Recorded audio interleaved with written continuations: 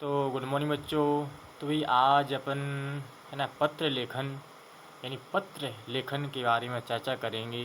जैसा कि आप सामने देख रहे हो पत्र लिखा हुआ है। तो यदि आपको लिखवाया जाए तो भाई आप इसको लिख लेते हो है ना, और लिख कर याद कर लेते हो। लेकिन भाई इस विषय को छोड़कर दूसरा पत्र आपको दिया जाए तो भाई आप नहीं लिख पाते हो, है ना।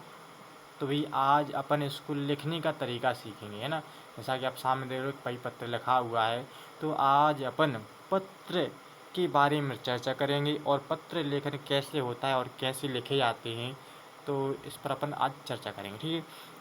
तो जैसा कि आपको पता है भाई मानव जीवन में पत्र लेखन का महत्वपूर्ण स्थान है।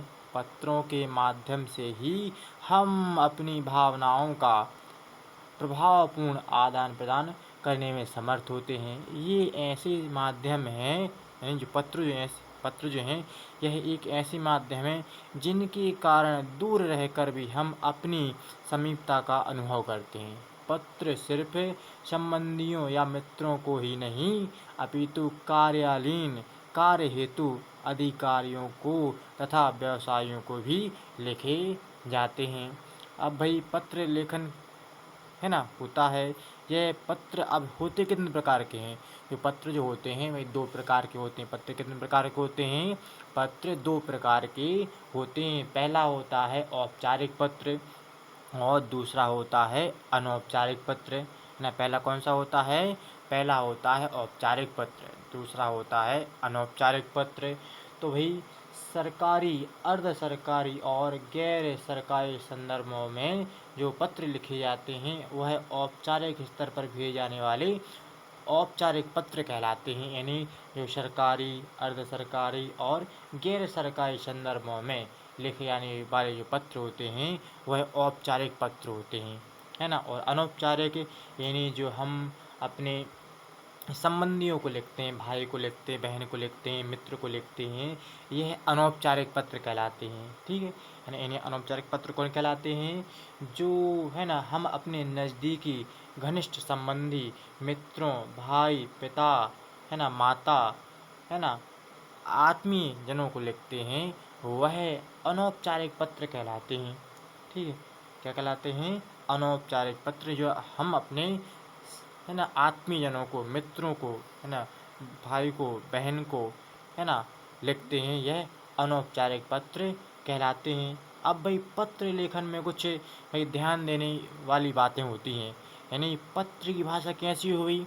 पत्र की भाषा सरल व सुस्पष्ट होनी चाहिए। यदि हम कोई पत्र लिख रहे हैं तो पत्र की भाषा कैसी हो?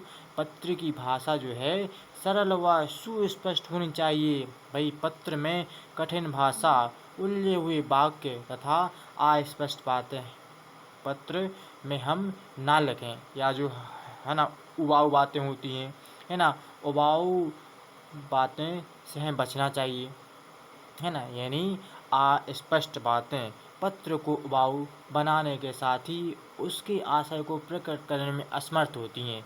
इसलिए हमें कठिन भाषा, उलझे हुए वाक्य तथा अस्पष्ट बातें पत्र में हमें नहीं लिखनी चाहिए, है ना। पत्र संक्षेप होना चाहिए। यानी हम पत्र लिखते हैं वह कैसा होना चाहिए? संक्षेप होना चाहिए और कम से कम शब्दों में, है ना, और अधिक से अधिक बातें कहने की कला पत्र को क्या करती है? प्रभावशाली बनाती है। यानी क्या? पत्र संक्षिप्त होना चाहिए, कम से कम शब्दों में अधिक से अधिक बात कहने की कला पत्र को प्रभावशाली बनाती है। पत्र में मौलिकता होनी चाहिए, है ना। क्या होनी चाहिए भाई? पत्र में मौलिकता होनी चाहिए। अप्रचलित शब्दों का प्रयोग हम ना करें, जो भाई हमारे समाज में प्रचलित नहीं है ना, उन शब्दों का हम भाई प्रयोग करें ही ना। तो भाई आप देख रहे हो यह जो आपके सामने जो पत्र दिख रहा है यह कौन सा पत्र है? यह है औपचारिक पत्र। यानी किसको हम लिख रहे हैं? एक संस्था के अधिकारी को, यानी प्राचार्य को हम पत्र लिख रहे हैं। तो इसको लिखने का तरीका क्या होता है? जैसा कि आप सामने देख रहे हो लिखा हुआ है, प्राचार्य को शुल्क मुक्ति हेतु आवेदन पत्र लिखिए। तो भाई सबसे पहले हम क्या करेंगे? उनका हम अभिवादन कर देंगे, यानी सेवा में क्या करेंगे? सेवा में।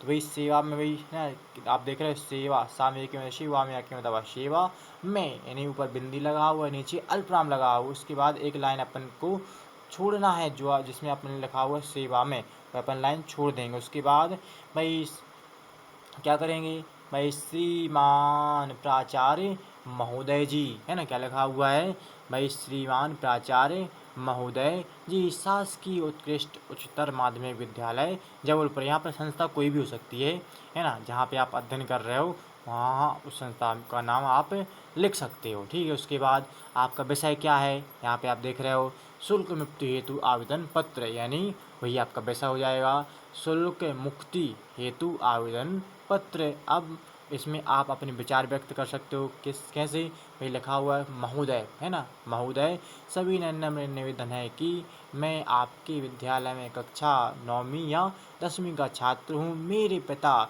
सेवानिवृत्त शिक्षक हैं। घर की आर्थिक स्थिति दयनीय है। मेरा छोटा भाई व बड़ी बहन भी विद्या उपार्जन में लगे हुए हैं। मेरे पिता अतिरिक्त श्रम करके हम लोगों की शिक्षा व भरण पोषण का प्रबंध करते हैं, अतः आपसे निवेदन है कि मेरी पारिवारिक दशा को ध्यान में रखकर शुल्क मुक्ति प्रदान करने का कष्ट करें। मैं अपने अध्ययन कार्य के प्रति सदैव सजग रहूँगा। मैं सदैव अनुशासन के प्रति सतर्क रहता हूँ। हमारा पूरा परिवार आपका आभारी रहेगा। उसके बाद क्या करेंगे, धन्यवाद, यानी जब आपने पत्र लिखा है उसका दिनांक आ जाएगा यहाँ पर। उसके बाद आपका आज्ञाकारी शिष्य, यहाँ पर आपका नाम आ जाएगा। उसके बाद नीचे आ जाएगी आपकी कक्षा। ठीक, समझ में आया ना। तो इसके बाद अपन थोड़ा आगे नेक्स्ट टाइम पढ़ेंगे। तो आज के लिए इतना ही रहा। ठीक है, थैंक यू।